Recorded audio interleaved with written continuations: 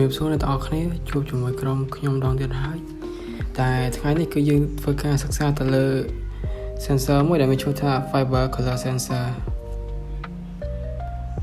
ហើយពួកយើងមានមេត្តាចំនួនទាំងអស់5តែទី1គោលបំណងមេរៀនទី2សម្ភារៈនិងទី3ការដំឡើងទី4ដំណើរការនៃការអនុវត្តរបស់ sensor ទី5ផលប្រយោជន៍របស់ sensor ហើយចំណុចទី1នោះគឺគោលបំណងមេរៀនដែល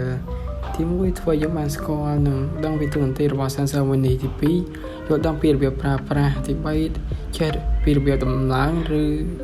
ទី4នោះយល់ដឹងពីដំណើរការរបស់ sensor មួយនេះ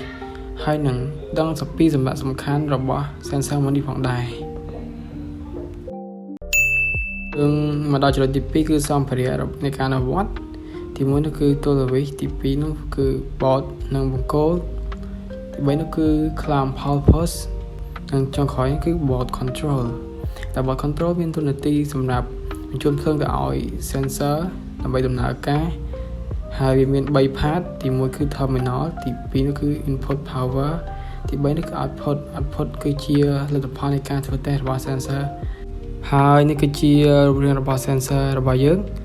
ដែលវាមានស្រដៀងគ្នាទៅនឹង reflector sensor ដែរហើយ sensor មួយហ្នឹងគឺ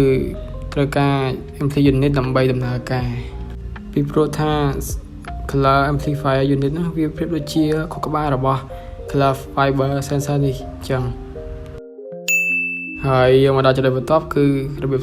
នៃការដំឡើងហើយនេះគឺជាប្រសេសនៃការដំឡើងរបស់យើងគឺទី1យើងយកបង្គោលនិង sensor ហ្នឹងដើម្បីគៀបវាឲ្យមានលំនឹងហើយបន្ទាប់មកគឺយើងយកជើងរបស់ sensor ទាំងពីរហ្នឹងដល់ចូល amplifier unit ដែលមានប្រឡោះនៅខាងក្រោយហ្នឹងមានសញ្ញាបង្ហាញផងដែរបន្ទាប់មកគឺយើងយកជើងរបស់ amplifier unit នេះទៅដាក់ចូលក្នុង terminal ដូចទៅតាមនៃកាតាឡុកដែលខ្ញុំប្រាប់នេះ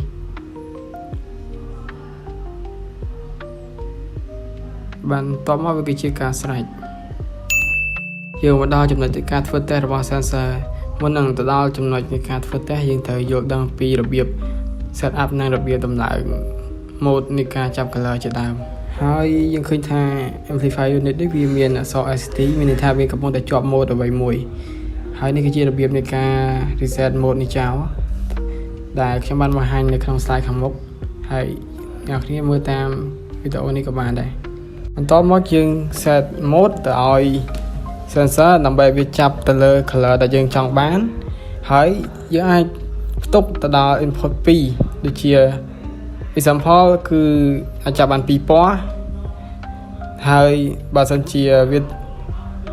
target ដែលវាចាប់ហ្នឹងត្រូវនឹងពណ៌ដែលយើងបាន set អញ្ចឹងមានន័យថា output នឹងភ្លឺឬក៏មិនភ្លឺទៅតាម mode ដែលយើងបានដាក់ហើយរបៀបនៃការ mode ហ្នឹងគឺអ្នកគ្នាមើលតាមវីដេអូនេះក៏បានឬក៏ slide ដែលខ្ញុំបង្ហាញនៅខាងមុខក៏បានបន្ទាប់មកពីយើង set ហើយវានឹងចេញជារបៀបបែបនេះ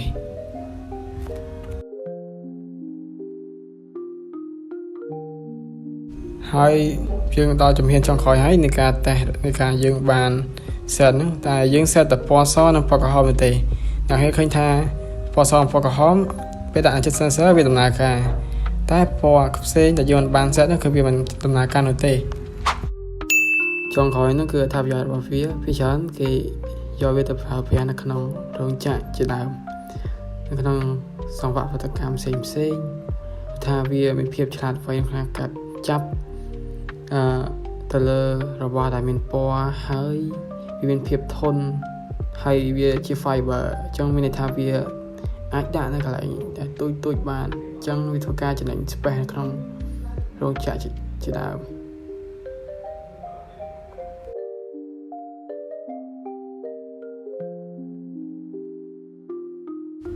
ឥឡូវវីដេអូយើងក៏មកដល់ទីបញ្ចប់ហើយអញ្ចឹងបើសិនជាមានចំណុចណាខ្វះខាតឬយើងនិយាយខ្វះអ្នកគ្នាអាចបញ្ចេញមតិបានជានឹងកែសម្រួលទៅ